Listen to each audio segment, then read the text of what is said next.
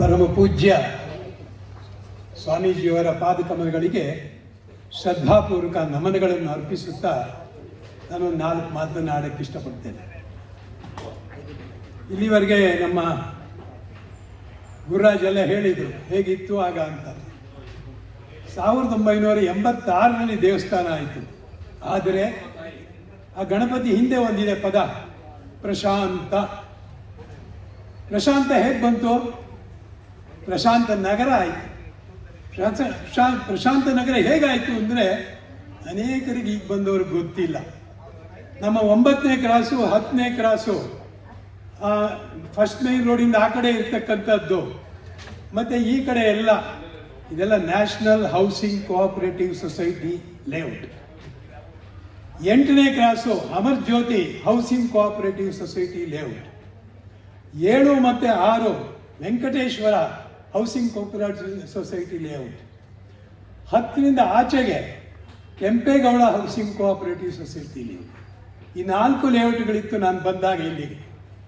ನಾನು 78ರಲ್ಲಿ ಮನೆ ಕಟ್ಟಿದ್ರು, 81ರಲ್ಲಿ ಬಂದೆ ಇಲ್ಲಿಗೆ, ವರ್ಗಾವಣೆಯಾಗಿ ಬೆಂಗಳೂರಿಗೆ ಬಂದೆ. 81 ಏಪ್ರಿಲಲ್ಲಿ ಬಂದೆ.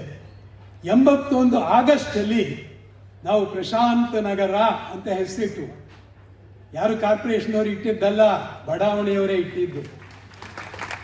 ಪ್ರಶಾಂತ ನಗರ ಅಂತ ಹೆಸರಿಡುವಾಗ ನಾವು ಎಲ್ಲರಿಗೂ ಒಂದು ಮಾತು ಹೇಳಿದ್ವಿ, ಕಿವಿ ಮಾತು. ನಿಮ್ಮ ಅಡ್ರೆಸ್ ಬರೆಯುವಾಗ ಯಾರೂ ಸೊಸೈಟಿ ಲೇಔಟ್ ಬರೀಕೂಡ್ದು, ಬರೀ ಪ್ರಶಾಂತ್ ನಗರ. ಕ್ರಾಸು ರೋಡು ಗೊತ್ತಿಲ್ವಲ್ಲ? ಕ್ರಾಸು ರೋಡು ಬೋರ್ಡನ್ನು ನಾವೇ ಹಾಕ್ಸಿದ್ವಿ. ನಾವೇ first main road, second main road ಎಲ್ಲ ಮಾಡಿದ್ದು ನಾವೇ.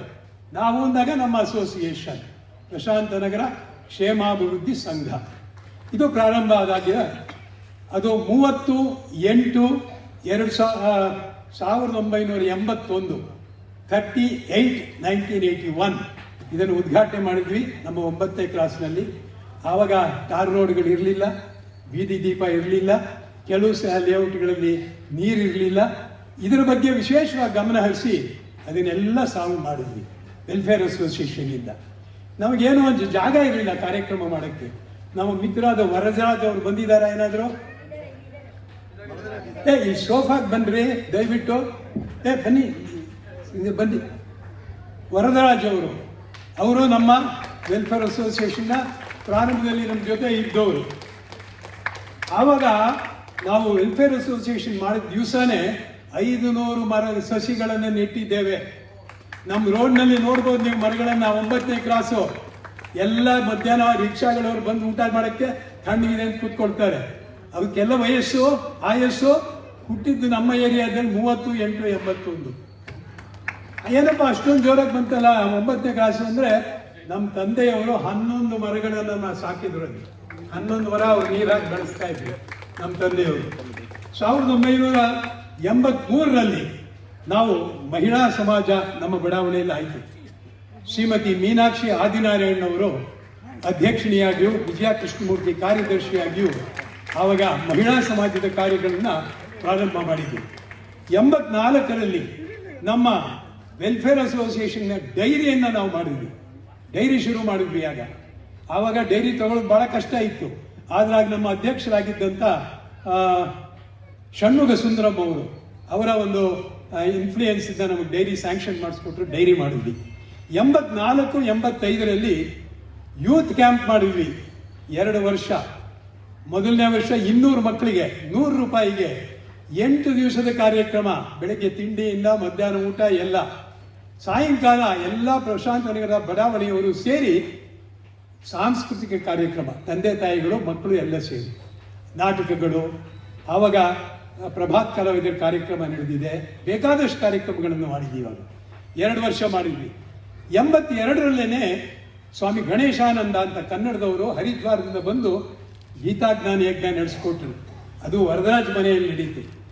ಅದಾದಮೇಲೆ ಪರಮ ಪೂಜ್ಯ ಪೇಜಾವರ ಸ್ವಾಮಿಗಳು ಬಂದರು ನಮ್ಮ ಬಡಾವಣೆಗೆ. ತಿರ್ಗಾ ವರದರಾಜ್ ಮನೆ ಹಾಲ್ ದೊಡ್ಡದಾಗಿತ್ತು, ಅದಕ್ಕೋಸ್ಕರ ಅಲ್ಲೇ ಮಾಡಿದ್ವಿ ಕಾರ್ಯಕ್ರಮವನ್ನು. ಮತ್ತು 85ರಲ್ಲಿ ಗಣಪತಿ ಭಾರತಿ ಸ್ವಾಮಿಗಳು, ಅವರು ನಮ್ಮ ಎಡತೊರೆ ಶ್ರೀ ಶಂಕರ ಭಾರತಿ ಸ್ವಾಮಿಗಳ ಗುರುಗಳು. ಅವರು 10 ದಿನಗಳ ಕಾಲ ನಮ್ಮ ಬಡಾವಣೆಯಲ್ಲಿ ನಮ್ಮ ಮನೆಯಲ್ಲೇ ಸಾನ್ನಿಧ್ಯ ವಹಿಸಿದ್ರು. ಯಾತಕ್ಕೆ ಹೇಳ್ತಾ ಇದ್ದೀನಿ ಅಂದರೆ, ಗಣೇಶಾನಂದ, ಗಣಪತಿ ಭಾರತಿ, ಇಲ್ಲಿ ಗಣಪತಿ ಬಂದ. ಅದಾದ ಮೇಲೆ ಆ ಮೊದಲನೇ ಮಂಗಳಾರತಿ ಮಾಡಿದವರು ಪೇಜಾವರ ಸ್ವಾಮಿಗಳೇ, ಮುಂಚೆ ಬಂದಿದ್ದರು ನಮ್ಮ ಬಡಾವಣೆಗೆ. ಹಾಗೆ ನಮ್ಮ ವರದರಾಜನಾಗಿ ತಮಾಷೆ ಮಾಡ್ತಾ ಇದ್ರು. ಸರಸ್ವತಿ ನಗರದವ್ರು ದೇವಸ್ಥಾನ ಮಾಡಿಬಿಟ್ರು, ಅದು 85 ಕೊನೆಯಲ್ಲಿ ಆಯಿತು. ನಮ್ಮ ಪ್ರಸನ್ನ ಗಣಪತಿ ದೇವಸ್ಥಾನನೂ ಆಗೋಯ್ತು, 86 ಫೆಬ್ರವರಿಯಲ್ಲಿ ಆಯಿತು. ಇವರು ನೀವೇನು ಮಾಡ್ತಾ ಇದ್ದೀರಾ ಕಾರ್ಯದರ್ಶಿಯಾಗಿ ಅಂತ ನನಗೆ ಕೇಳಿದ್ರು. ನಾನು ಹೇಳ್ತೀನಿ, ಎಲ್ಲ ದೇವರ ಸಂಕಲ್ಪ ಅನ್ನೋದಕ್ಕೆ ಹೇಳ್ತೀನಿ. 86ರಲ್ಲಿ ನಾವು ಅಖಂಡ ಭಜನೆ ಹಾಗೂ ಪೂರ್ಣ ರಾತ್ರಿಯಲ್ಲೇ ಜಾಗರಣೆ, ಶಿವರಾತ್ರಿ ನಮ್ಮ ವಸಂತ ಶ್ರೀಪತಿಯವರ ಮನೆಯ ಕೆಳಗಡೆ ಇದ್ರಲ್ಲಿ ಫುಲ್ ಖಾಲಿ ಇತ್ತು ಜಾಗ, ಅವ್ರು ಮಾಡಿ ಮೇಲೆ ಮನೆ ಇತ್ತು, ಖಾಲಿ ಇತ್ತು. ಆ ಜಾಗದಲ್ಲಿ ರಾತ್ರಿ ಪೂರ್ಣ ಭಜನೆ ನಡೀತು, ಮತ್ತೆ ಅಖಂಡ ರುದ್ರಾಭಿಷೇಕ ಎಲ್ಲ ನಡೀತು. ಆಗ ಇಲ್ಲೊಂದು ಬಾವಿ ತೆಗೆಸಿದ್ವಿ ನಾವು ದೇವಸ್ಥಾನದ ಬಾಗಿಲಿನಲ್ಲಿ. ಅದನ್ನು ಯಾರೋ ಚಿತ್ರ ಅಂತ ಜ್ಞಾಪಕ ಇಲ್ಲ, ದಿನೇಶೋ ಏನೋ ಇರ್ಬೇಕು, ಹೆಸರು ಗೊತ್ತಿಲ್ಲ, ಜ್ಞಾಪಕ ಇಲ್ಲ ನನಗೀಗ. ಅವನು ಬಂದು ಉದ್ಘಾಟನೆ ಮಾಡಿದ ಬಾವಿಯನ್ನು. ಅಂದರೆ ದೇವಸ್ಥಾನ ಬರೋಕ್ಕೆ ಮುಂಚೆ ನೀರು ಮೊದಲು ಬಂತು. 86ರಲ್ಲಿ ನಾವು ಗಣಪತಿಯನ್ನು ಪ್ರತಿಷ್ಠಾಪನೆ ಮಾಡಿದ್ವಿ. ಪ್ರತಿಷ್ಠಾಪನೆ ಮಾಡಿದಾಗ ನಾವೆಲ್ಲ ಏನು ಮಾಡಿದ್ವಿ, ಚಿಕ್ಕಬಳ್ಳಾಪುರಕ್ಕೆ ಹೋದ್ವಿ ವಿಗ್ರಹ ಆರ್ಡರ್ ಮಾಡೋದಕ್ಕೆ. ವಿಗ್ರಹ ಆರ್ಡರ್ ಮಾಡಿಬಿಟ್ಟು ಬಂದವರು ನಾನು, ವರದರಾಜು, ಆಗಿನ ನಮ್ಮ ಬೆನ್ನೆಲುಬಾಗಿದ್ದಂಥ ಪಾರ್ಥಸಾರಥಿಯವರು, ಇವತ್ತು ಅವರು RR ನಗರದಲ್ಲಿದ್ದಾರೆ, ಬರಲಿಕ್ಕೆ ರಿಕ್ವೆಸ್ಟ್ ಮಾಡಿದ್ದೆ, ಬಂದಿಲ್ಲ. ಅವರು ಬಂದಿದ್ದಾರಾ ಪಾರ್ಥಸಾರಥಿಯವರು? ಅವ್ರ ತಮ್ಮ ಇದ್ದಾರೆ ಇನ್ನಷ್ಟೇ. ಸೊ ನಾವು 4 ಜನ, ನಮ್ಮ ನೀಲಕಂಠರಾಯರು ನಮ್ಮ ಅಧ್ಯಕ್ಷರಾಗಿದ್ದರು ವೆಲ್ಫೇರ್ ಅಸೋಸಿಯೇಷನ್ ಆಮೇಲೆ. ಅವರು ನಾವೆಲ್ಲ ಏನು ಮಾಡಿದ್ವಿ, ನಂದಿ ಬೆಟ್ಟಕ್ಕೆ ಹೋದ್ವಿ. ಅದಕ್ಕೆ ಆರ್ಡರ್ ಮಾಡಿಬಿಟ್ಟು ಹೋದರೆ ಇನ್ನೇನು ಎಂಟ್ರ್ ಆಗಬೇಕು ನಂದಿ ಬೆಟ್ಟ, ಕಾರು ಆಫ್ ಆಗೋಯ್ತು, ಪಾರ್ಥಸಾರಥಿ ಕಾರು. ಏನು ಮಾಡಿದ್ರು ಪ್ರಾರಂಭ ಆಗಲಿಲ್ಲ. ಸತ್ಯವಾಗಿ ಮಾತು ಹೇಳ್ತಾ ಇದ್ದೀನಿ, ನಾನು ಆಗ ಪ್ರಾರ್ಥನೆ ಮಾಡಿದ್ದಿಷ್ಟೇ, ಈಗ ತಾನೇ ನಾವು ಆರ್ಡರ್ ಕೊಟ್ಟು ಬಂದಿದ್ದೀವಲ್ಲ, ಆ ಗಣಪತಿಯಲ್ಲಿ ಏನಾದ್ರು ಶಕ್ತಿ ಇದ್ದರೆ ನಮಗೆ ಇದು ಸ್ಟಾರ್ಟ್ ಆಗಲಿ ಅಂತ. ಆಮೇಲೆ ನೆಕ್ಸ್ಟ್ ಇದಕ್ಕೆ ಅವ್ರು ಹೋಗಿ ಮಾಡಿದ ಕೂಡಲೇ ಸ್ಟಾರ್ಟ್ ಆಯಿತು. ಇದು ನಡೆದಂಥ ರೋಚಕವಾದಂಥ ವಿಷಯ. ಇದಾದಮೇಲೆ ನಾವು ಮನೆಗೆ ಬಂದು 2-3 ದಿವಸ 4 ದಿವಸ ಆದಮೇಲೆ ನಮ್ಮ 11ನೇ ಕ್ರಾಸ್ನ ಪಕ್ಕದಲ್ಲಿ ಇರ್ತಕ್ಕಂತಹ ನಮ್ಮ ಯಾವ ಭಟ್ರಪ್ಪ ಅವರು, ಸದಾನಂದ ಭಟ್ರು ಬಂದರು ನಮ್ಮ ಮನೆಗೆ. ಬಂದು, ನೀವು ಏನೇ ಆದರೂ ಬಲಮುರಿ ಗಣಪತಿಯನ್ನೇ ಮಾಡಬೇಕು, ಎಡಮುರಿ ಬೇಡ, ಬಲಮುರಿನೇ ಮಾಡಬೇಕು ಅಂದರು. ನಾವು ಹೇಳಿದ್ವಿ, ನಮಗೆ ಬಲಮುರಿನೂ ಗೊತ್ತಿಲ್ಲ, ಎಡಮುರಿನೂ ಗೊತ್ತಿಲ್ಲ, ಅವ್ನು ಏನು ಮಾಡ್ತಾರೆ ನೋಡೋಣಪ್ಪ. ಗುರುವಾರ ಬಂದರು ಸಂಜೆ, ಭಾನುವಾರ ಬೆಳಿಗ್ಗೆನೇ ಹೋದರೆ ಅವನು ಬಲಮುರಿಯನ್ನೇ ಮಾಡ್ತಾ ಇದ್ದಾನೆ. ಇದು 2ನೇ ಸಲ ನಮಗೆ ದೇವರಲ್ಲಿ ಶಕ್ತಿ ಇದೆ ಅಂತ ನಮಗಿದು ಬಂದಿದ್ದು. 86ರಲ್ಲಿ ಬರೀ ಗರ್ಭಗುಡಿ ಮಾತ್ರ ಕಟ್ಟಿದ್ವಿ ಉದ್ಘಾಟನೆ ದಿವಸ. ಅದಾದಮೇಲೆ ಡಿಸೆಂಬರ್ 10ಕ್ಕೆ ಮುಂದ್ಗಡೆ ಶೀಟ್ ಹಾಕಿ ಒಂದು ನೆರಳು ಮಾಡ್ಕೊಂಡ್ವಿ, ಮತ್ತೆ ಕಾರ್ಯಕ್ರಮಗಳು ನಡೆಯೋದಕ್ಕೆ ಅಲ್ಲೇ ಅವಕಾಶ ಮಾಡ್ಕೊಂಡ್ವಿ. ಅದಾದ ಮೇಲೆ ಬರೀ ಅದೊಂದೇ ಇತ್ತಲ್ಲ, 2 ಕಳ್ಳತನದ ಅಟೆಂಪ್ಟ್ಸ್ ಆಯಿತು. 2 ಕಳ್ಳತನದ ಅಟೆಂಪ್ಟ್ಸ್ ಫೇಲ್ ಆಯಿತು. ಕಾರಣ ಯಾವ ಭಕ್ತಾದಿಯಿಂದಲ್ಲ, ದೇವಸ್ಥಾನಕ್ಕೆ ಬರದೇ ಇರ್ತಕ್ಕಂಥ ನಾಸ್ತಿಕರಿಬ್ಬರಿಂದಲೇ ಅದು 2 ಕಳ್ತನವು. ಅವರು ಹೆಚ್ಚಾಗಿ ಲೈಟ್ ಹಾಕಿದ್ರು, ಇವು ಓಡಿ ಹೋದ. ಹೀಗಾಗಿ 2 ಸಲ ಕಳ್ತನ ಆದಾಗಲೂ ಸಹ ದೇವರು ಅವನ ಶಕ್ತಿಯನ್ನೇ ತೋರಿಸ್ದ ಅಂತ ನಾನು ಹೇಳ್ತೀನಿ. ಅದಾದ ಮೇಲೆ ಆಗ ಸೆಕ್ಯೂರಿಟಿ ದೃಷ್ಟಿಯಿಂದ ನಮ್ಮ ಪಾರ್ಥಸಾರಥಿ ಅವ್ರಿಗೆ ಕಬ್ಬಿಣದ ಬಾಗಿಲನ್ನು ಮಾಡಿಸ್ಕೊಟ್ರು ನಮಗೆ ದೇವಸ್ಥಾನಕ್ಕೆ. 1 ದಿನದ ಪೂಜೆಗೆ ಒಂದೊಂದು ದಿವಸ ನಾವೆಲ್ಲರೂ ಜವಾಬ್ದಾರಿ ತಗೊಂಡಿದ್ವಿ. ಯಾಕಂದರೆ ಹಣ ಇರಲಿಲ್ವಲ್ಲ, ಆಗ ಹಣ ಇರಲಿಲ್ಲ. ಅದಕ್ಕೋಸ್ಕರ ಒಬ್ಬೊಬ್ಬರು ಮನೆಯವರು ಒಂದೊಂದು ದಿವಸದ ಕಾರ್ಯಕ್ರಮ ದೇವಸ್ಥಾನ ನಡೆಸೋದು, ಈ ರೀತಿಯಾಗಿ ಮಾಡಿದ್ವಿ. ಅದಾದಮೇಲೆ ಯಾರು ಮಾಡೋದು, ಪೂಜೆ ಮಾಡೋದು ಯಾರು, ಅವ್ರಿಗೆ ಸಂಬಳ ಕೊಡೋರು ಯಾರು? 4 ಜನ 5 ಜನ ಒಟ್ಟು ಪೂಜೆಗೆ ಮಾಡಿದವರು. ನಮ್ಮ ತಂದೆಯವರು ಎಲ್ಲರಿಗಿಂತ ಹಿರಿಯರು, ಶ್ರೀನಿವಾಸಯ್ಯನವರು. ಅವರಿಗೆ 75 ವರ್ಷ. ಆಗ ಅವ್ರ 90ನೇ ವರ್ಷದವರೆಗೆ ಯಾವ ಸಂಭಾವನೆ ಇಲ್ಲದೆ 10-15 ವರ್ಷಗಳ ಕಾಲ ದೇವರ ಪೂಜೆ ಮಾಡಿದ್ರು.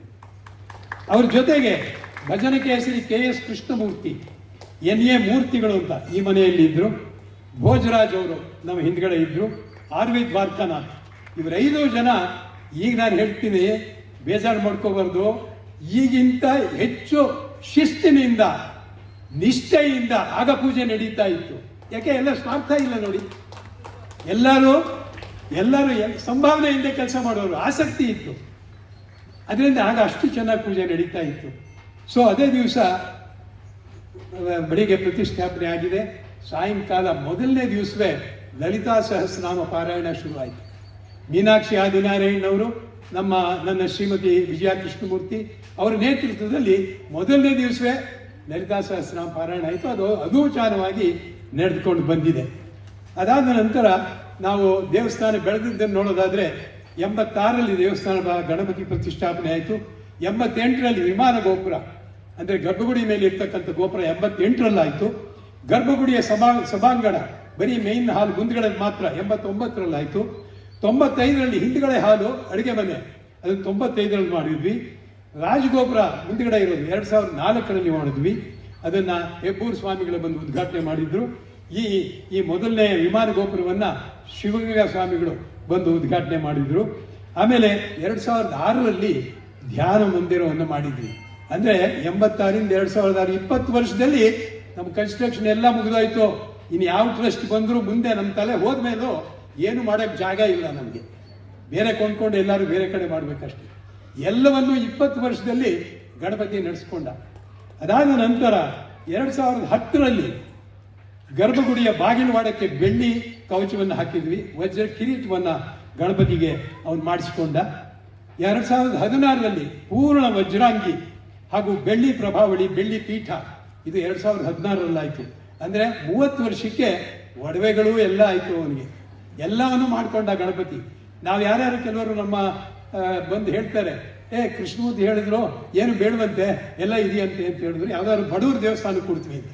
ಸಂತೋಷವಾಗಿ ಕೊಡಿ, ಅವ್ರು ಯಾರಿಗೆ ಬೇಕಾದರೂ ಕೊಡಿ. ಯಾಕಂದರೆ ಬೀರೂನಲ್ಲಿ ಇಡೋಕ್ಕೋಸ್ಕರ ನಾವು ನಿಮ್ಮ ಹತ್ರ ಬೆಳ್ಳಿ ಸಾಮಾನು ತಗೊಳಕ್ಕೆ ಇಷ್ಟ ಇಲ್ಲ. ದೇವರಿಗೆ ಹಾಕೋಕ್ಕೆ ನಮ್ಮ ಹತ್ರ ಬೇಕಾದಷ್ಟಿದೆ. ಅದಕ್ಕೋಸ್ಕರ ಏನಕ್ಕೋಸ್ಕರ ತಗೋಬೇಕು? ಕಣ್ಣುಗಳು ಒಂದು 15 ಜೊತೆ ಕಣ್ಣುಗಳಿದೆ, ಏನು ಮಾಡೋಣ ನಾವು? ಎಷ್ಟು ಹಾಕ್ಬೋದು? ಅದಕ್ಕೋಸ್ಕರ ನಾವು ನೀವು ಬೇರೆ ಬಡವರ ದೇವಸ್ಥಾನಕ್ಕೆ ಕೊಡಿ, ಚೆನ್ನಾಗಿ ಪೂಜೆ ನಡೆಯೋ ಕಡೆ ಕೊಡಿ, ಅಷ್ಟು ಹೇಳ್ತಾ ಇದ್ದೀವಿ. ಆಮೇಲೆ 2023, 24, 23ರಲ್ಲಿ ಗರ್ಭಗುಡಿಯ ಬಾಗಿಲಿಗೆ ಬೆಳ್ಳಿ ಕವಚ ಆಯಿತು. 24ರಲ್ಲಿ ಉತ್ಸವ ಮೂರ್ತಿಗೆ ಬಂಗಾರದ ಲೇಪನ ಮಾಡಿಸಿದ್ದಾರೆ. ಬೆಳ್ಳಿ ಸುಮಾರು 75 kg ಬೆಳ್ಳಿ ನಾವು ಉಪಯೋಗಿಸಿದ್ದೀವಿ ದೇವಸ್ಥಾನದಲ್ಲಿ.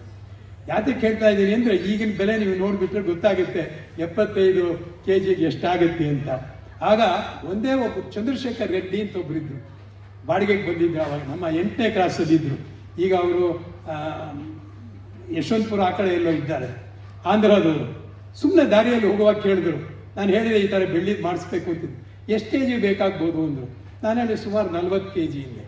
20 kgs I will give you ಅಂದ್ಬಿಟ್ಟು ಒಂದೇ ಬಾಯಲ್ಲಿ ನಾನೇನು ಅವ್ರನ್ನೇನು ಕೇಳಲಿಲ್ಲ. 20 kg ಕೊಡ್ತೀನಿ ಅಂದರು. ಚಂದ್ರಶೇಖರ್ ರೆಡ್ಡಿ ಅವರು ಕೊಟ್ಟರು. ಅಭಿಷೇಕ ಪಾತ್ರೆ ರಮಾಕಾಂತ್ ಅವರು ಮಾಡಿಸ್ಕೊಟ್ರು. 2,20,000 ಆಯಿತು ಆಗ. ಈಗೇನೋ ದುಡ್ಡಿಗೆ ಬೆಲೆ ಇಲ್ಲದೆ ಇರ್ಬೋದು, ಆಗಿನ ಬಿದ್ದಿಗೆ ಬೆಲೆ ಇತ್ತು. ಹಸ್ತಗಳನ್ನು ಮಲ್ಲಾಡಿ ಕೃಷ್ಣಮೂರ್ತಿ ಅವ್ರ ಫ್ಯಾಮಿಲಿಯವರು ಮಾಡಿಸ್ಕೊಟ್ರು. ಉತ್ಸವ ಮೂರ್ತಿಯನ್ನು 2004ರಲ್ಲಿ ನಾವು DS ರಂಗನಾಥ್, ಇವತ್ತು ಅವರು ಇಲ್ಲ ಅಮೆರಿಕಕ್ಕೆ ಹೋಗಿದ್ದಾರೆ, ನಮ್ಮ ಟ್ರಸ್ಟಿನ ಸದಸ್ಯರವರು. DS ರಂಗನಾಥ್ ಅವ್ರ ಕುಟುಂಬದ ವತಿಯಿಂದ ಅವರ ಮಾವನವ್ರ ಕಡೆಯಿಂದ 2004ರಲ್ಲಿ ಉತ್ಸವ ಮೂರ್ತಿಯನ್ನು ಮಾಡಿಸ್ಕೊಟ್ರು. ಮಾರ್ಬಲ್ ಮಂಟಪ ಏನಿದೆ ಅಲ್ಲಿ ಶ್ರೀಮತಿ ಅನಂತಲಕ್ಷ್ಮಿ ಅಂತ ನಮ್ಮ ಟೆನೆಂಟ್ ಆಗಿದ್ದರು, ಅವರು ಆ ಮಾರ್ಬಲ್ ಮಂಟಪವನ್ನು ಮಾಡಿಸ್ಕೊಟ್ರು.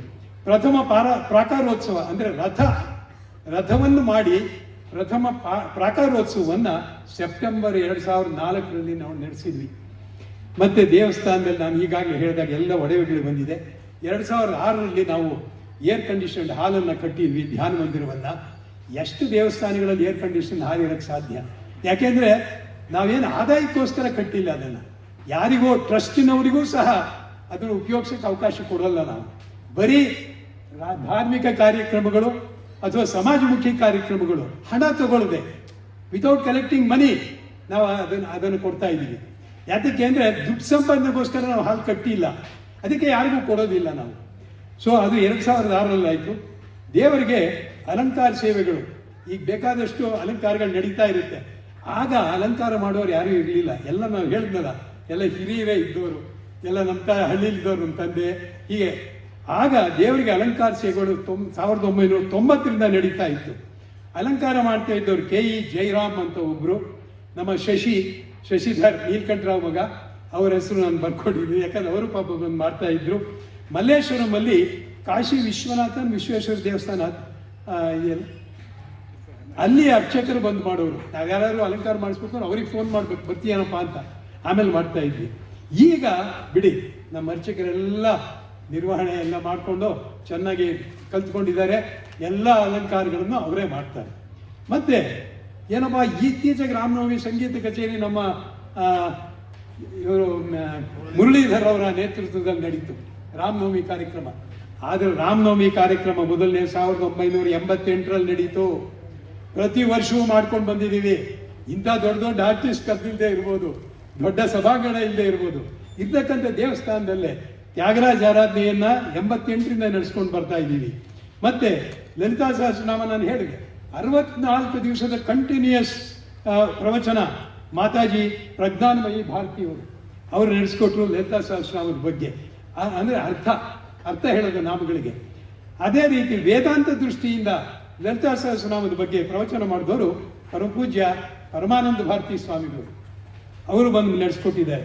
ಶಂಕರ ಜಯಂತಿ ಈಗ ನಾವು ವಿಜೃಂಭಣೆಯಿಂದ ಮಾಡ್ತೀವಿ 5 ದಿವಸ, ಆಗ ಒಂದೇ ದಿವಸ ಮಾಡ್ತಾ ಇದ್ವಿ. ಶಂಕರ ಜಯಂತಿಯನ್ನು ಮಾಡಿದ್ದೀವಿ, ರಾಮಾನುಜ ಜಯಂತಿಯನ್ನು ಮಾಡಿದ್ದೀವಿ. 90ನೇ ಇಸ್ವಿಯಿಂದ 1990ಯಿಂದ ಮಾಡ್ಕೊಂಡು ಬರ್ತಾ ಇದ್ದೀವಿ. 2010ರಿಂದ ನಮ್ಮ ಎಡತೊರೆ ಸ್ವಾಮಿಗಳ ಆದೇಶದ ಪ್ರಕಾರ 5 ದಿವಸದ ಶಂಕರ ಜಯಂತಿಯನ್ನು ಮಾಡ್ತಾ ಇದ್ದೀವಿ. 88ರಿಂದಲೇ ಉಪಕರ್ಮ ನಡೆಸ್ತಾ ಇದ್ದೀವಿ ದೇವಸ್ಥಾನದಲ್ಲಿ. 88ರಿಂದ ನವರಾತ್ರಿ ಅಲಂಕಾರಗಳು ಅಂದರೆ ಗಣಪತಿಗೆ ಅಲಂಕಾರ ಮಾಡ್ತಾ ಇದ್ವಿ. ಅದನ್ನ 2002 ಆದ ನಂತರ ದೇವಿ ವಿಗ್ರಹ ಇಟ್ಟು ಮಾಡಕ್ಕೆ ಶುರು ಮಾಡಿದ್ವಿ. ನಮ್ಮ ಜಿ ಚಂದ್ರಶೇಖರ್ ಏನಿದ್ದಾರೆ ಅವರು ಯಾವಾಗಲೂ ನವರಾತ್ರಿ ಅಲಂಕಾರಕ್ಕೆ ಇನ್ಚಾರ್ಜ್ ಮಾಡಿದ್ವಿ. ಗೀತಾಜ್ಞಾನ ಯಜ್ಞಗಳು 87ರಲ್ಲಿ ನಾವು ಮೊದಲನೇ ಗೀತಾಜ್ಞಾನ ಯಜ್ಞ ದೇವಸ್ಥಾನದಲ್ಲಿ ನಡೀತು. ಭಗವದ್ಗೀತೆ, ಆಮೇಲೆ ಪರಮಪೂಜ್ಯ ಬ್ರಹ್ಮಾಜಿಯವರು ಭಗವದ್ಗೀತೆಯ ಅನೇಕ ಅಧ್ಯಾಯಗಳ ಮೇಲೆ ಅನೇಕ ಪ್ರವಚನಗಳು ಮಾಡಿದ್ದಾರೆ. ಮುಕುಂದ ಮಾಲಾ ಮೇಲೆ ಮಾಡಿದ್ದಾರೆ, ದಕ್ಷಿಣಾಮೂರ್ತಿ ಅಷ್ಟಕದ ಮೇಲೆ ಮಾಡಿದ್ದಾರೆ, ಹನುಮಾನ್ ಚಾಲಿಸದ ಮೇಲೆ ಮಾಡಿದ್ದಾರೆ, ನಿತ್ಯ ಜೀವನದಲ್ಲಿ ಭಗವದ್ಗೀತೆ, ಹೀಗೆ ಅನೇಕ ಸಪ್ತಾಹಗಳು ನಡೆದಿವೆ. ವಿವೇಕ ಚೂಡಾಮಣಿ ಬಗ್ಗೆ ಇಲ್ಲಿ ಸಪ್ತಾಹ ನಡೆದಿದೆ. ಆನಂದ ಸಿಂಧು ಬಗ್ಗೆ ಬಂದಿದೆ. ದಿವ್ಯ ತ್ರಯರ ಬಗ್ಗೆ ವಿಶೇಷವಾಗಿ ಗುರುಗಳಿಗೆ ಸಂತೋಷ ಆಗಬೇಕು. ಇಲ್ಲಿ ಯಾವಾಗಲೂ ರಾಮಕೃಷ್ಣ ವಿವೇಕಾನಂದ ಆಶ್ರಮ ಆಗ್ಬೋದು, ರಾಮಕೃಷ್ಣ ಮಠದ ಸನ್ಯಾಸಿಗಳಿಂದ ಅನೇಕ ಕಾರ್ಯಕ್ರಮಗಳು ನಾವಿಲ್ಲಿ ಮಾಡ್ಕೊಂಡು ಬಂದಿದ್ದೀವಿ. ಮತ್ತೆ 96ರಿಂದ ರಾಮಕೃಷ್ಣ ಯೋಗಾಶ್ರಮದ ವತಿಯಿಂದ ಪ್ರತಿ 3ನೇ ಶನಿವಾರ ಭಜನೆ ನಡೀತಾ ಇತ್ತು. ಸ್ವಾಮೀಜಿಯವರಾಗಲೇ ನಾನು ಹೇಳಿದ್ರು. ಆಗ ಪೂರ್ವಾಶ್ರಮದವ್ರ ಹೆಸರು ವೀರೇಶ್ ಮಹಾರಾಜ್, ಅವರು ನಮ್ಮ ದೇವರಾಜ್ ಮಹಾರಾಜ್, ರಾಮನಾಥ್ ಮಹಾರಾಜ್, ಇವರು 3 ಜನ ಪುರುಷೋತ್ತಮಾನರು ಬಂದಾಗ ಇಲ್ಲಿ ಬರೋರು ಭಜನೆ ಹೇಳ್ತಾ ಇದ್ದೆ. ಆವಾಗಲಿಂದ ನಮ್ಮ ದೇವಸ್ಥಾನದ ಮೇಲೆ ಅವರಿಗೆ ವಿಶೇಷವಾದ ಅಭಿಮಾನ ಇದೆ. ಹೇಳಿದ್ರು ಸ್ವಾಮೀಜಿಗಳು, ನಮ್ಗೆ ಇಲ್ಲಿ ಬರೋದನ್ನು ಭಾಳ ಸಂತೋಷ ಆಗುತ್ತೆ ಅಂತ. ಹಾಗೆ ಅವರು ಭಜನೆ ಕಾರ್ಯಕ್ರಮದಲ್ಲಿ ಭಾಗವಹಿಸ್ತಾ ಇದ್ರು. ಏನಪ್ಪ ಬರೀ ದೇವರ ಭಜನೆ ಇಷ್ಟೇನಾ? ಅನ್ನದಾನ, ವಸ್ತ್ರದಾನ, ಬೆಗ್ಗರ್ಸ್ ಕಾಲೋನಿ ಎಷ್ಟು ಜನ ಹೋಗಿ ನೋಡಿದಾರೋ ಗೊತ್ತಿಲ್ಲ. ನಾವು ಅಲ್ಲಿ ಹೋಗಿ ಅಡುಗೆ ಮಾಡಿಸಿ 750 ಜನ ಬೆಗರ್ಸ್ ಅಂತ ಕರಿಬಾರ್ದು, ರಿಹ್ಯಾಬಿಲಿಟೇಷನ್ ಸೆಂಟರ್ ಅಂತ ಕರಿಬೇಕದನ್ನ. ಅಲ್ಲಿ 750 ಜನಕ್ಕೆ ಹೋಗಿ ಅವರೇ ಅಡುಗೆ ಮಾಡ್ತಾರೆ. ನಮ್ಮ ಅಡುಗೆಯವ್ರು ಮಾತ್ರ ಮೇನು, ಸಹಾಯಕರೆಲ್ಲ ಅವರೇ. ಯಾರೋ ಬೆಗ್ಗರ್ಸ್. ಎಷ್ಟು ಶ್ರದ್ಧೆಯಿಂದ ಮಾಡ್ತಾ ಇದ್ರು. ಅವರಿಗೆ ನಾನು ಹೋಗಿ ಕೇಳಿದ್ವಿ, ಒಂದು 75 kg ಅಕ್ಕಿ ಬೇಕು ಅಂದರು. ನಾನು 125 kg ತೊಗೊಂಡು ಹೋಗಿದ್ದೆ. 125 kg ಅದು ಖಾಲಿ ಆಯಿತು. ಅವ್ರು ಊಟ ಮಾಡುವಾಗ ನಮಗೆ ಅನುಭವ ಹೇಳ್ತಿದ್ದೀನಿ, ಹಾಕಿ ಅನ್ನೋದು, ತಟ್ಟೆಗೆ ಹಾಕಿದ್ರೆ ಹಾಕಿ, ಇನ್ನಷ್ಟು ಹಾಕಿ, ಈಗ ಕೇಳೋದು. ಆ ರೀತಿಯಲ್ಲಿ ನಾವು ಈ ಕಾರ್ಯಕ್ರಮವನ್ನು ನಡೆಸಿದ್ವಿ. ಆಮೇಲೆ ಪೋಲೋಹಳ್ಳಿ ಭವತಾರಣ್ಯ ಆಶ್ರಮದ ಸೆಂಟರ್ ಪೋಲೋಹಳ್ಳಿ, ಎಷ್ಟು ಜನ ಹೋಗಿದ್ದಾರೆ ಇವರು ಗೊತ್ತಿಲ್ಲ. ಮಾಗಡಿಯಿಂದ ಒಂದು 6 ಕಿಲೋಮೀಟರ್ ಈಚೆಗಿದೆ. ಬಹಳ ಸೊಗಸಾಗಿ ಮಾಡ್ತಾ ಇದ್ದಾರೆ ಕಾರ್ಯಕ್ರಮವನ್ನು ಭವತಾರಣ್ಯ ಆಶ್ರಮದವರು. ಅಲ್ಲಿ ಹೋಗಿ 585 ಮಹಿಳೆಯರಿಗೆ, ಗ್ರಾಮೀಣ ಮಹಿಳೆಯರಿಗೆ ಸೀರೆಗಳನ್ನು ಕೊಟ್ಟಿದ್ದೇವೆ. ಶಾಲಾ ಮಕ್ಕಳಿಗೆ ಬೇಕಾದಂಥ ಪುಸ್ತಕಗಳನ್ನೆಲ್ಲ ಕೊಟ್ಟಿದ್ದೀವಿ. ಎಲ್ಲರಿಗೂ ಇಲ್ಲಿಂದ ಅಡುಗೆ ಮಾಡಿಸ್ಕೊಂಡು ಹೋಗಿ ಊಟ ಹಾಕಿ ಬಂದಿದ್ದೀವಿ. ಅದೇ ರೀತಿ ಹೊಸಕೋಟೆಯಲ್ಲಿ ಅಲ್ಲಿ ಒಂದು 300 ಜನಕ್ಕೆ ಮಾಡಿದ್ವಿ. ಹೊಸಕೋಟೆ ಶಾರದಾ ಶಾಂತಿ ಆಶ್ರಮ ಅಲ್ಲೂ ಮಾಡಿದ್ದೀವಿ. ಮತ್ತು ಪ್ರತಿಭಾಂಕುರ ಅನ್ನುವ ಹೆಸರಿನಲ್ಲಿ ಆ ಶೀರ್ಷಿಕೆಯಲ್ಲಿ 2003ರಲ್ಲಿ, 2004ರಲ್ಲಿ, 2005ರಲ್ಲಿ inter high school debate, quiz, music ಇವೆಲ್ಲ ಕಾಂಪಿಟೇಷನ್ಸ್ ಮಾಡಿದ್ದೀವಿ. ಇಲ್ಲಿ ಸಾಹಿತ್ಯ ದಿಗ್ಗಜರಿಗೆ ನುಡಿ ನಮನ ನಮ್ಮ ಗುರುರಾಜ್ ಹೇಳಿದ್ರು. 2003ರಿಂದ 5 ವರ್ಷ ಮಾಡಿದ್ವಿ. ಪ್ರತಿ ವರ್ಷವೂ ಮೊದಲನೇ ವರ್ಷ ಬರೀ ಜ್ಞಾನಪೀಠ ಪ್ರಶಸ್ತಿ ವಿಜೇತರು 7 ಜನ, ಕುವೆಂಪುವಿಂದ ಹಿಡಿದು ಕಾರಂತವರೆಗೆ, ಅಲ್ಲಿವರೆಗೆ 7 ಜನ. ಮಾಸ್ತಿ ಇರ್ಬೋದು, ಗೋಕಾಕ್ ಇರ್ಬೋದು, ಹೀಗೆ ದಾರಾ ಬೇಂದ್ರೆಯವರು, ಇವ್ರದ್ದೆಲ್ಲ ಜೀವನ ಸಾಹಿತ್ಯದ ಬಗ್ಗೆ ಅನೇಕ ಪ್ರೊಫೆಸರ್ಗಳು ಬಂದು ಮಾತಾಡ್ತಾ ಇದ್ದಿದ್ದು. ಯಾರೋ ಸುಮ್ಮನೆ ಉಡಾಫೆ ಅಲ್ಲ, ಆ ಸಾಹಿತ್ಯದ ಬಗ್ಗೆ ತಿಳ್ಕೊಂಡಿರೋರು ಬಂದು ಸಾಹಿತ್ಯ ದಿಗ್ಗಜರಿಗೆ, ನಾವು ದಿಗ್ಗಜಗಳಿಗೆ ಅಂತ ಮಾಡಿದ್ವಿ.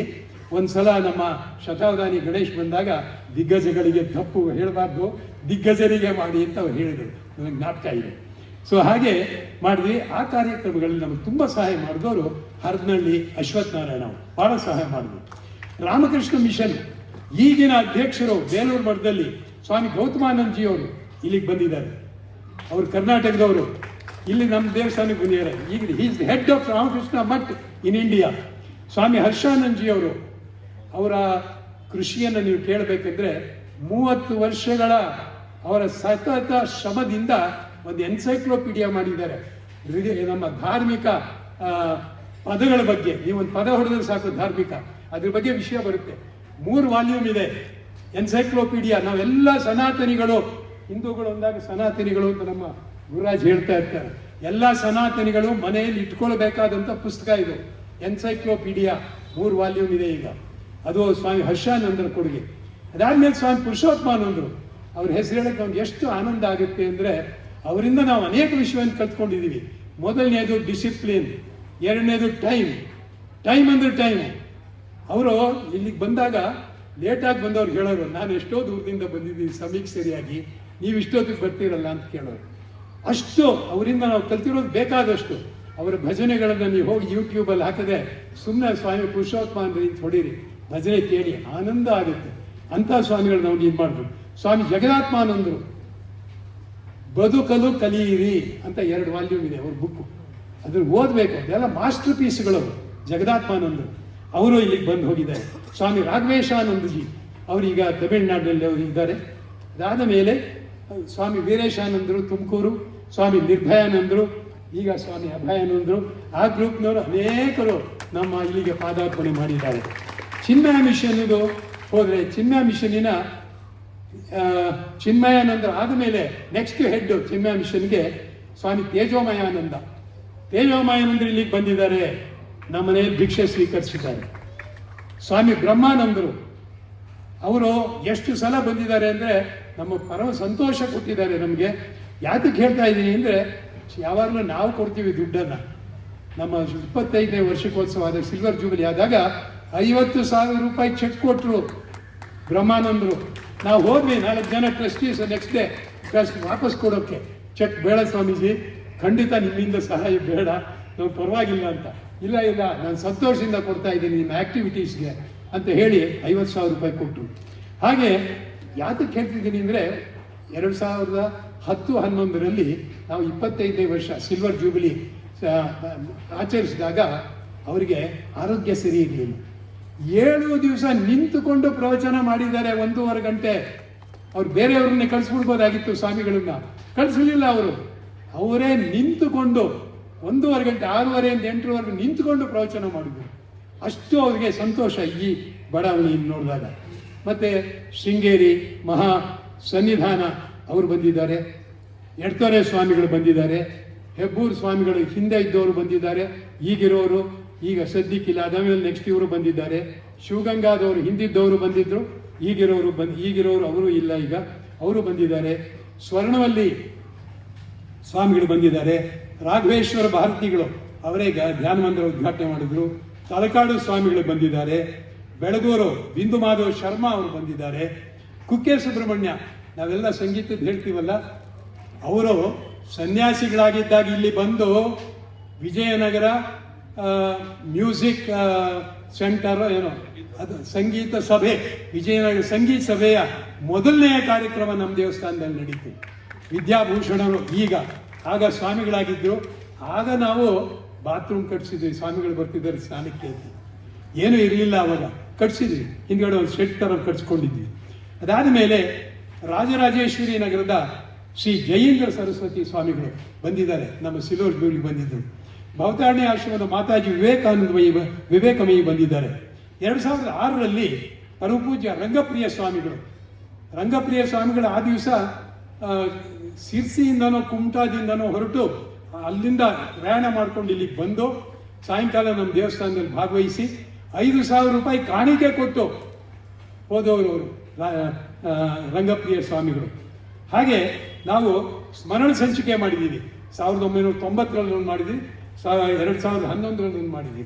ಈ ಎರಡನೇ ಸಿಲ್ವರ್ ಜೂಬ್ಲಿಯಲ್ಲಿ ಮಾಡಿದಂತಹ ಸುಮುಖ ಎನ್ನುವ ಹೆಸರಿನ ಏನು ಸ್ಮರಣ ಸಂಚಿಕೆ ಇದೆ, ಅದರಲ್ಲಿ ಬಂದಂಥ ಎಲ್ಲ ಆರ್ಟಿಕಲ್ಸನ್ನು ಚಿನ್ಮಯ ಮಿಷನ್ ಅವರು ಅವರ ವೇದಾಂತ ಎಂಬತಕ್ಕಂತಹ ವೇದಾಂತ ವಾಣಿ ಎನ್ನುವ ಅವರ ಮಂತ್ಲಿ ಇದರಲ್ಲಿ ಎಲ್ಲ ರೀಪ್ರೊಡ್ಯೂಸ್ ಮಾಡಿದ್ರು. ಅಷ್ಟು ಉತ್ಕೃಷ್ಟವಾದಂತಹ ಇದನ್ನು ನಾವು ಮಾಡಿದ್ವಿ ಆಗ. ಮತ್ತೆ ವೇದ ಸಂಘದ ಬಗ್ಗೆ ನಾನು ಹೆಚ್ಚು ಹೇಳಕ್ಕೆ ಹೋಗಲ್ಲ, ಯಾಕಂದರೆ ಗುರುರಾಜ್ ಎಲ್ಲ ಹೇಳಿದ್ದಾರೆ. ಆದರೆ 80 ಜನ ಋತ್ವಿಕರು ಇಲ್ಲಿವರೆಗೂ ನಮ್ಮಲ್ಲಿ ಟ್ರೈನ್ ಆಗಿರುವಂಥವ್ರು. ಆದರೆ ಮೊದಲನೇ ವರ್ಷ ನಾವು ಮಾಡಿದಾಗ ಅಧರ್ವ ಶೀರ್ಷ ಹೇಳೋಕ್ಕೂ ಯಾರಿಗೂ ಗೊತ್ತಿರಲಿಲ್ಲ, ಅದು ಇರೋವಂಥ ವಿಷಯ. ಆಮೇಲೆ ನಾವೆಲ್ಲ ಕಲ್ತ್ಕೊಂಡ್ವಿ.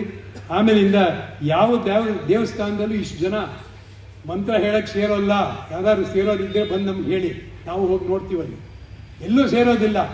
ನಮ್ಮ ದೇವಸ್ಥಾನದಲ್ಲಿ ಇವರಿಗೆಲ್ಲ ನಾನು ಎಷ್ಟು ನಮಸ್ಕಾರ ಮಾಡಿದ್ರು ಕಡಿಮೆ, ಅವರೇ ನಮಗೆ ಬೆನ್ನಿರಬೇಕು.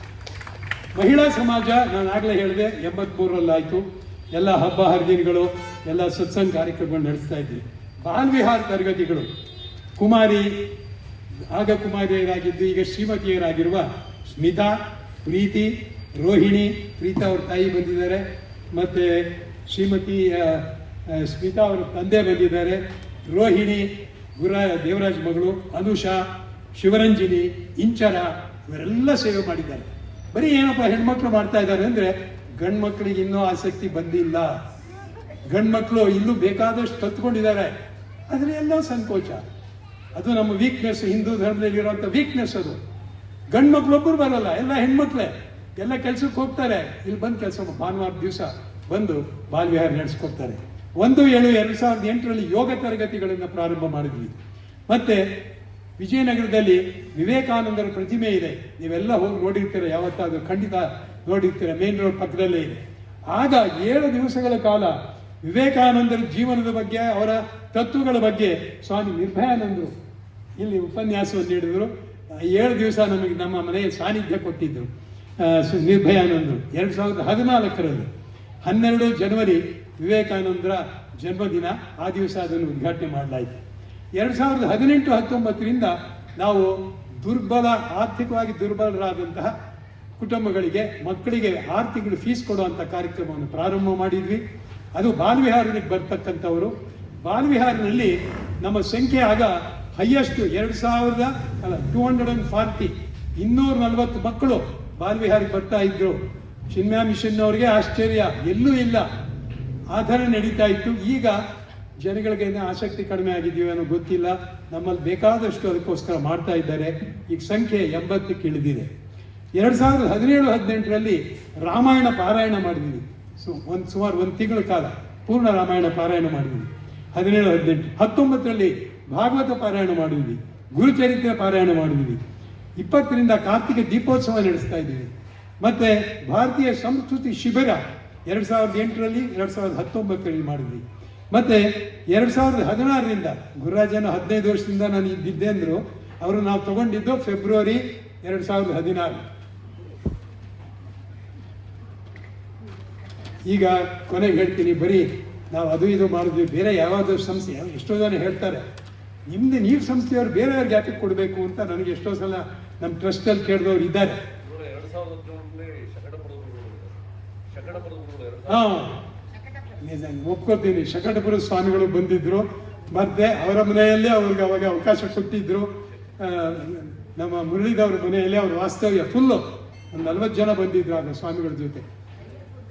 ಆಮೇಲೆ ಈಗ ನಾವು ಯಾವ್ಯಾವ ಅದಕ್ಕೆ ಸಹಾಯ ಮಾಡಿದ್ದೀವಿ, ಸಹಕಾರ ಕೊಟ್ಟಿದ್ದೀವಿ ಅಂದರೆ, ವೇದ ವಿಜ್ಞಾನ ಗುರುಕುಲ ಮಾಗಡಿ ರೋಡಲ್ಲಿದೆ, ಅಲ್ಲಿಗೆ ಸೋಲಾರ್ ಫೆಸಿಲಿಟಿ ಹಾಕಿಸ್ಕೊಟ್ಟಿದ್ದೀವಿ ನಮ್ಮ ದೇವಸ್ಥಾನದಿಂದ. ವಿದ್ಯಾರಣ್ಯ ವಿದ್ಯಾಸಂಸ್ಥೆ ಚೋಳೂರು ಪಾಳ್ಯ, ಅವರಿಗೆ 2-3 ಸಲ ನಾವು ಹಣ ಸಹಾಯ ಮಾಡಿದ್ದೀವಿ. ವಿವೇಕಾನಂದ ಯೂತ್ ಮೂವ್ಮೆಂಟ್ ಸರ್ಗೂರ್, ಅಲ್ಲಿ ಬಾಲಸುಬ್ರಹ್ಮಣ್ಯಂ ಅಂತ ಇದ್ದಾರೆ, ಅದರ ಕಥೆ ಎಲ್ಲ ತಿಳ್ಕೊಳ್ಬೇಕು ನೀವೆಲ್ಲ, ಹೇಗೆ ಕೆಲಸ ಮಾಡ್ತಿದ್ದಾರೆ ಅಂತ. ಆ ರೂರಲ್ ಪ್ಲೇಸಲ್ಲಿ ಹೆಗ್ಗಡದೇವನ ಕೋಟೆ ಎಂಥ ತಾಲೂಕು ಅಂತ ಗೊತ್ತು, ಮೋಸ್ಟ್ ಬ್ಯಾಕ್ವರ್ಡ್ ತಾಲೂಕು. ಅಲ್ಲಿ ಸರ್ಗೂರ್ನಲ್ಲಿ ಇನ್ಬೆಡ್ ಹಾಸ್ಪಿಟ್ಲ್ ಇರುವಂಥದ್ದು ಒಂದು ಆಸ್ಪತ್ರೆ ಮಾಡಿದ್ದಾರೆ ಡಾಕ್ಟ್ರುಗಳು. ಹಳ್ಳಿಗೆ ಡಾಕ್ಟ್ರೇ ಹೋಗಲ್ಲ ಅಂತಾರೆ, ಅಲ್ಲಿ ಹೋಗಿ ನೋಡಬೇಕು ಎಷ್ಟು ಚೆನ್ನಾಗಿ ನಡೆಸ್ತಾ ಇದ್ದಾರೆ ಡಾಕ್ಟರ್ಸು. ಡಾಕ್ಟರ್ ಬಾಲಸುಬ್ರಹ್ಮಣ್ಯಂ ಅಂತ ಶುರು ಮಾಡಿದರು, ಅವರೀಗ ಪ್ರೈಮ್ ಮಿನಿಸ್ಟರ್ ಗ್ರೂಪ್ ಏನು ಅದು ಅದರಲ್ಲಿದ್ದಾರೆ ಬಾಲಸುಬ್ರಹ್ಮಣ್ಯಂ. ಈಗ ಇನ್ನೊಬ್ಬರು ಬಾಲಸುಬ್ರಹ್ಮಣ್ಯಂ ಅವರು ಅಲ್ಲಿಗೆ ನಡೆಸ್ತಾ ಇದ್ದಾರೆ. ಅನಂತ ವೇದ ಪ್ರತಿಷ್ಠಾನ ಶಿರ್ಸಿ, ಇವರಿಗೆ ನಾವು ಸಹಾಯ ಮಾಡಿದ್ದೀವಿ. ಚಿನ್ಮಯ ಮಿಷನ್ ನಾನು ಅವರೇ 50,000 ಕೊಟ್ಟರು ಅಂತ ಹೇಳಿದೆ, ನಾವು ಬರೀ 25,000 ಕೊಟ್ವಿ ಅವ್ರ ಕಟ್ಟಡ ನಿರ್ಮಾಣಕ್ಕೆ. ಯಾಕಂದರೆ ಅವ್ರದ್ದು ಕಟ್ಟಡ ಪೂರ್ಣ ತೆಗೆದು ತಿರ್ಗಾ ಮಾಡಿಸಿದ್ರು. ಪ್ರೌಢಶಾಲೆ ಸಂಸ್ಕೃತ ಅಧ್ಯಾಪಕರ ಸಂಸ್ಥೆಗೆ ಸಹಾಯ ಮಾಡಿದ್ದೀವಿ. ಸೇಜ್ SAGE sponsor A girls education ಅನ್ನೋದು ರಾಮಕೃಷ್ಣ ಮಠದವ್ರು ಮಾಡಿದ್ದು, ಬೆಂಗಳೂರು ರಾಮಕೃಷ್ಣ ಮಠದವ್ರು, ಅದಕ್ಕೆ ನಾವು ಸಹಾಯ ಕೊಟ್ಟಿದ್ದೀವಿ. ಗಾಂಧಿ ಓಲ್ಡ್ ಏಜ್ ಹೋಮ್ 1,04,727 ರೂಪಾಯಿ ನಿಮ್ಮೆಲ್ಲರಿಂದ ಬಂದಿದ್ದಾಗ ಅದನ್ನು ತೊಗೊಂಡೋಗಿ ಕೊಟ್ಟು ಅವ್ರಿಗೆಲ್ಲ ಬಟ್ಟೆ ವಸ್ತುಗಳು ಕೊಟ್ಟು ಊಟ ಹಾಕಿ ಬಂದಿದ್ದೀವಿ. ಇಲ್ಲೇ ಇದೆ ಸುಂಕದ ಕಟ್ಟೆಯಿಂದ ಆತ. ಭವತಾರಣ್ಯ ಆಶ್ರಮ ಪ್ರತಿ ವರ್ಷವೂ ಅವ್ರದ್ದು ಅನೇಕ ಕಾರ್ಯಕ್ರಮಗಳು ಮಾಡ್ತಾರೆ, ಮಕ್ಕಳಿಗೆ ಅವರು ಕ್ಯಾಂಪ್ ಮಾಡ್ತಾರೆ, ಅದಕ್ಕೆ ಯಾವಾಗಲೂ ನಾವು ಸಹಾಯ ಮಾಡ್ತಾ ಇದ್ವಿ. ಇತ್ತೀಚೆಗೆ ಅದು ನಿಂತಿದೆ, ಅದು ಮುಂದಕ್ಕೆ ನಡೆಸಬೇಕು ಅಂತ ನಾನು ಈಗಿನ ಕಾರ್ಯದರ್ಶಿಯವರಿಗೆ ಕೇಳ್ಕೊಡ್ತೀನಿ. ಮತ್ತು ಈಗ ಎಲ್ಲರದ್ದು ಆಯಿತು, ನಾವು ಯಾರ್ಯಾರನ್ನು ನೆನೆಸ್ಕೊಳ್ಬೇಕು ಅನ್ನೋದನ್ನು 4 ಜನದ ಹೇಳಿಬಿಟ್ಟು ಲೇಟ್ ಆಗ್ತಾ ಇದೆ, ನನಗೆ ಗೊತ್ತಿದೆ. ಆದರೆ ದಯವಿಟ್ಟು ಇದು 40 ವರ್ಷದ ವಿಚಾರ ಬಂದಿರೋದ್ರಿಂದ ಲೇಟ್ ಆಗ್ತಿದೆ. ನಾನು ಇನ್ನೇನು ಬೇರೆ ಎಕ್ಸ್ಟ್ರಾ ಏನು ಮಾತಾಡಲ್ಲ. PJ ನಾರಾಯಣ್ ಅವರು ಈಗ ನಮ್ಮ ಟ್ರಸ್ಟಿಯಾಗಿಲ್ಲ, ಅಂದರೆ ಅವರು ಈಗ ನಮ್ಮ ಜೊತೆ ಇಲ್ಲ. ಅವರು ಯಾವಾಗಲೂ ನಮಗೆ ಬೆನ್ನೆಲುಬಾಗಿ ಭಾಳಷ್ಟು ಸಹಾಯ ಮಾಡಿದ್ದಾರೆ. GS ಗುಡಂಬಡಿತಾಯ ನಾನು 5 ವರ್ಷ ಹೊರಗಡೆ ಹೋದಾಗ 1990ರಿಂದ 95ರವರೆಗೆ ಅವರು ಮ್ಯಾನೇಜಿಂಗ್ ಟ್ರಸ್ಟಿ ಆಗಿದ್ದು. ಅವರು 5 ವರ್ಷ ಆಗಿದ್ದರು, ನಾನು 30 ವರ್ಷ ನಾನು ಕಾರ್ಯದರ್ಶಿಯಾಗಿ ದೇವಸ್ಥಾನ ನಡೆಸಿದೆ. ಈಗ ಇನ್ನಿಬ್ಬರು ಸೇತುರಾಮ್ 4 ವರ್ಷ, ನಮ್ಮ ಗುರುರಾಜ್ 1 ವರ್ಷದಿಂದ ನಡೆಸ್ತಾ ಇದ್ದಾರೆ. ಪಾರ್ಥು ಸಾರಥಿ ವರ್ಧಾ ಜಿಲ್ಲೆ ಇದ್ದಾರೆ. ಆರ್ ಚಂದ್ರಶೇಖರ್ ಬಂದಿದ್ದಾರೆ. ಆರ್ ಚಂದ್ರಶೇಖರನ್ನು ಅವರು ನಮ್ಮ ಎಂಜಿನಿಯರ್ ಆಗಿ ಎಲ್ಲ ಕೆಲಸವನ್ನು ಮಾಡಿಸ್ಕೊಟ್ರು. ಮತ್ತು ಸಂಪತ್ ಅಯ್ಯಂಗಾರ್ ಅವರು ಸಬ್ ಅಕೌಂಟ್ ನೋಡ್ಕೊಳ್ಳೋದ್ರ ಜೊತೆಗೆ ವಿಶೇಷವಾಗಿ ಪ್ರಸಾದ ತುಂಬ ಚೆನ್ನಾಗಿ ಮಾಡ್ತಾ ಇದ್ರು. ನಾವು ಏನೇ ಮಾಡಿದ್ರು ದೇವಸ್ಥಾನದಲ್ಲಿ ಸಂಪತ್ ಅಯ್ಯಂಗಾರ್ ಸ್ಟ್ಯಾಂಡರ್ಡ್ ಅಂತ ಇಟ್ಕೊಂಡಿದ್ದೀವಿ. ಅವ್ರು ಯಾವ ರೀತಿ ಹಾಕ್ತಾ ಇದ್ರು ಅದು ಬರೆದಿಟ್ಕೊಂಡಿದ್ದೀವಿ, ಅದನ್ನೇ ನಾವು ಹಾಕುವಂಥದ್ದು. MK ದೇವರಾಜ್ ಅವರು ನಮ್ಮ ವೇದ ಸಂಘಕ್ಕೆ ಮುಖ್ಯಸ್ಥರಾಗಿ ದೇವರಾಜ್ ಅವರು ತುಂಬ ಕೆಲಸ ಮಾಡಿದ್ದಾರೆ, ಅವ್ರನ್ನ ನೆನೆಸ್ಕೊಳ್ತೀವಿ. ಪಕ್ಕದ ಮನೆ KV ಧ್ರುವ್ ಕುಮಾರ್ ಅವ್ರನ್ನ ನೆನೆಸ್ಕೊಳ್ತೀವಿ. ಮತ್ತು ಕಟ್ಟಡ ನಿರ್ಮಾಣಕ್ಕೆ ಸಹಾಯ ಮಾಡಿದವರು ಸುಬ್ರಾವ್, ಆವಾಗ ಕೃಷ್ಣ ಪ್ರಸಾದ್ ಅಂತ ಬಿಲ್ಡರು, ಅಶೋಕ್ ಜಾಧವ್ ಅಂತ, ಶಾಂತಿಲಾಲ್, ಇವರು 4 ಜನ ಸಹಾಯ ಮಾಡಿದ್ದಾರೆ. NP ಆದಿನಾರಾಯಣನ್ ಮೊದಲನೇ ಅಧ್ಯಕ್ಷರು ವೆಲ್ಫೇರ್ ಅಸೋಸಿಯೇಷನ್ಗೆ, ಮೀನಾಕ್ಷಿ ಅವರ ಯಜಮಾನರು, ಅವರು ಪ್ರಾಥಮಿಕ ಸಹಾಯ ಮಾಡಿದ್ದಾರೆ. ಅರುಣಾಚಲಂ, ದೇಶಿಕಾಚಾರ್, R ಜಗನ್ನಾಥನ್, AR ಚಂದ್ರಶೇಖರ್ ರಾವ್, ರಾಮಕೃಷ್ಣ ಶಾಸ್ತ್ರಿಗಳು, ಇಷ್ಟು ಜನ ನಮಗೆ ಸಹಕಾರ ಕೊಟ್ಟಿದ್ದಾರೆ. ಇಂದಿರಮ್ಮ, ನಾನು ಅವ್ರನ್ನ ಖಂಡಿತ ಜ್ಞಾಪಿಸ್ಕೊಳ್ಬೇಕು. ದೀಪದಮ್ಮ ಅಂತ ಕರೀತಾರೆ. ಅವಳು ಎಷ್ಟು ನಿಷ್ಠೆಯಿಂದ ಕೆಲಸ ಮಾಡಿದ್ದಾಳೆ ಅಂದರೆ ದೇವಸ್ಥಾನದಲ್ಲಿ ಆ ದೀಪ ಬತ್ತಿಗಳು ಹಾಕ್ತಕ್ಕಂಥದ್ದು, ದೇವರ ಪಾತ್ರೆ ತೊಳೆಯುವಂಥದ್ದು, ನಂಬಿಕಸ್ಥರು ಮಾತ್ರ ಅದನ್ನು ಕೊಡೋಕ್ಕೆ ಸಾಧ್ಯ. ನಾವು ಅಷ್ಟು ಮಾಡಿದ್ಲು. ಅವಳು ಒಂದು 30-40 ಸೈಟ್ ಕೊಟ್ಟಳು ನಮಗೆ. ಸುಂಕದ ಕಟ್ಟೆ ಅದು ಕೊಡ್ತೀನಿ ತಗೊಳ್ಳಿ, ನೀವು ಕಟ್ಕೊಳ್ಳಿ, ನನಗೆ ಮಾತ್ರ ಒಂದು ಪೋರ್ಷನ್ ಕೊಡು, ಒಬ್ಬಳೇ ಇರೋದು ಅವಳು. ಆದರೆ ನಾನು ಒಪ್ಕೊಳ್ಳಿಲ್ಲ, ಹೋಗಿ ನೋಡ್ಕೊಂಡು ಬಂದೆ.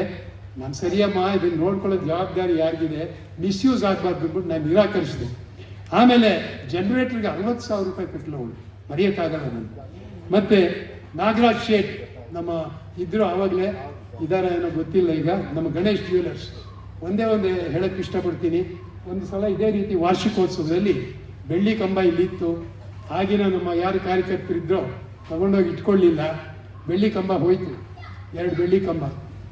ಆಗ ನಾನು ಹೋಗಿ ಒಂದು ಹೀಗೆ ಮಾತಾಡುವಾಗ ಅವ್ರಿಗೆ ಹೇಳಿದೆ. ಅವ್ರು ಹೇಳಿದ್ರು, ಸರ್ ನೀವು ಮಾಡಿರೋ ಸೇವೆಗೆ ಇಲ್ಲಿ ಕೆಟ್ಟ ಹೆಸರು ಹೊರೆಯಕ್ಕೆ ನನಗಿಷ್ಟ ಬರ್ಕೊಡ್ದು, ನಿಮಗೆ ನಾನು ಮಾಡಿಸ್ಕೊಡ್ತೀನಿ ಅಂತ 2 ಬೆಳ್ಳಿ ಕಂಬ ಅವರೇ ಮಾಡಿಸ್ಕೊಟ್ರು. ಅದೇ ತೂಕದ್ದು, ಏನು ತೂಕ ಬರೆದಿಟ್ಟಿದ್ದು ಅದೇ ತೂಕದ್ದು ಮಾಡಿಸ್ಕೊಟ್ರು. ಮತ್ತು ಪ್ರಸಾದ ಸೇವೆಯನ್ನು ನಮ್ಮ ಅಡಿಗ ನಾರಾಯಣ ಅಡಿಗ ಅವರು, ಅವರ ಮನೆಯವರು ರಾತ್ರಿ 2:30 ಗಂಟೆಗೆ ಬರೋರು ಧನುರ್ಮಾಸದಲ್ಲಿ ಪೂಜೆಗೆ. ಅವರು ಪ್ರಸಾದ ಮಾಡ್ತಾಯಿದ್ರು. ಆಮೇಲೆ ಲಕ್ಷ್ಮೀನಾರಾಯಣ ಅಡಿಗ ಹೈಕೋರ್ಟಲ್ಲಿ ಇದ್ದರು, ಅವರ ತಂಡ, ಶ್ರೀ ಪ್ರಶಾಂತ್ ಅವರ ತಂಡ, ಇವರೆಲ್ಲ ನಮ್ಮಲ್ಲಿ ಮಾಡ್ಕೊಂಡು ಬಂದಿದ್ದಾರೆ. ನೆಕ್ಸ್ಟ್ ಅರ್ಚಕ ವರ್ಗಕ್ಕೆ ಹೇಳೋದಾದರೆ ಗೋಪಾಲಕೃಷ್ಣ 96ರಿಂದ ಗೋಪಾಲಕೃಷ್ಣ ಅವರು ಇಲ್ಲಿಗೆ ತುಂಬ ಸಹಾಯ ಮಾಡಿದ್ದಾರೆ. ತುಂಬ ಚೆನ್ನಾಗಿ ಪೂಜೆಗಳನ್ನು ನಡೆಸ್ಕೊಟ್ರು. ಅವ್ರು ಬಂದಾಗ ಇನ್ನೂ 20 ವರ್ಷ ಹುಡುಗ, ಇನ್ನು ಹೋಗೋ ಹೊತ್ತಿಗೆ ಒಳ್ಳೆ ಪ್ರತಿಭಾವಂತ ಆಗಿ ಇಲ್ಲಿಂದ ನಿರ್ಗಮಿಸಿ ಇದ್ದಾರೆ. ಈಗ ಸ್ವಲ್ಪ ಆರೋಗ್ಯ ಅವರಿಗೆ ಸ್ವಲ್ಪ ಸಾಧಾರಣವಾಗಿದೆ. ಚೇತನ್ ಶರ್ಮಾ ಅವರು ಅದಾದ್ಮೇಲೆ ಬಂದರು. ಈಗ ಹರ್ಷ ಭಟ್ರು ಈಗ ನಡೆಸ್ಕೊಡ್ತಾ ಇದ್ದಾರೆ. ನಮ್ಮ ಜೊತೆಗೆ ಗುರುರಾಜ್ ಇವರು ನಡ್ತಾ ಇದ್ದಾರೆ. ಮತ್ತು ವಿಶೇಷವಾಗಿ ನಾನು ಎಲ್ಲ ಕಾರ್ಯಕ್ರಮ ಮಾಡಿದಾಗಲೂ ನಾರಾಯಣ್ ಅಡಿಗ, ಎಚ್.ಎಸ್. ನಾಗರಾಜ್, ನರಹರಿ ರಾವ್, ರಾಮಕೃಷ್ಣ, ಸೂರ್ಯಪ್ರಕಾಶ್ ಇವ್ರುಗಳು ಎಲ್ಲ ವಾಲಂಟಿಯರ್ ಸರ್ವಿಸ್ ಬಂದು ಸಹಾಯ ಮಾಡ್ತಾಯಿದ್ರು. ಅವರನ್ನು ನಾನು ನೆನ್ಕೊಳ್ಳೋಕೆ ಇಷ್ಟಪಡ್ತೀನಿ. ನಾನು ತುಂಬ ಹೊತ್ತು ಮಾತಾಡಿದ್ದೀನಿ ಅಂತ ಬೇಜಾರು ಮಾಡ್ಕೊಳ್ಬೇಡಿ. 40 ವರ್ಷದ ವಿಷಯ ಹೇಳುವಾಗ ಇದೆಲ್ಲ ಆಗುತ್ತೆ. ಅದರಿಂದ ಮತ್ತೊಮ್ಮೆ ನಮ್ಮ ಟ್ರಸ್ಟಿಗೆ ಈಗ ಕಟ್ಟಬೇಕಾದ್ದೇನೂ ಇಲ್ಲ, ಒಡವೆ ಮಾಡಿಸ್ಬೇಕಾದ್ದೇನೂ ಇಲ್ಲ. ಏನು ಮಾಡಬೇಕು? ಚೆನ್ನಾಗಿ ಪೂಜೆ ಪುನಸ್ಕಾರಗಳು ನಡಿಬೇಕು ದೇವಸ್ಥಾನದಲ್ಲಿ. ಯಾವ ಡಿವೋಟಿಗೂ ಬೇಜಾರಾಗದೇ ಇರೋ ಹಾಗೆ ನಡಿಬೇಕು. ಅದಕ್ಕೆ ಸೂಕ್ತ ಕ್ರಮವನ್ನು ತಗೊಂಡು ನಿರ್ದಾಕ್ಷಿಣ್ಯವಾಗಿ ಅದಕ್ಕೆ ಜವಾಬ್ದಾರಿಯಾದವ್ರ ಮೇಲೆ ಕ್ರಮ ತಗೊಂಡು ಸರಿ ಮಾಡಲಿ ದೇವಸ್ಥಾನವನ್ನು ಅಂತ ನಾನು ಪ್ರಾರ್ಥನೆ ಮಾಡಿಕೊಂಡು, ಒಳ್ಳೆಯ ಟೀಮು 10-8 ಜನನ ನಮ್ಮ ಗುರುರಾಜ್ ಜೊತೆ ತಗೊಂಡ್ವಿ. ಅವ್ರು 8 ಜನ ಒಳ್ಳೆಯ ಪ್ರಾಮಾಣಿಕ ವ್ಯಕ್ತಿಗಳು. ಅವರೆಲ್ಲರಿಗೂ ಸಹ ದೇವರು ಒಳ್ಳೇದು ಮಾಡಲಿ, ಅವ್ರ ಸೇವೆ ನಡೀಲಿ, ದೇವಸ್ಥಾನ ಇನ್ನೂ ಅಭಿವೃದ್ಧಿ ಆಗಲಿ ಅಂತ ಕೇಳಿಕೊಂಡು ಒಂದು 10 ನಿಮಿಷ ಹೆಚ್ಚು ಮಾತಾಡಿದ್ದೀನಿ. ಗುರುಗಳಿಂದ ಕ್ಷಮಾಪಣೆಯನ್ನು ನಾನು ಕೇಳ್ತೀನಿ.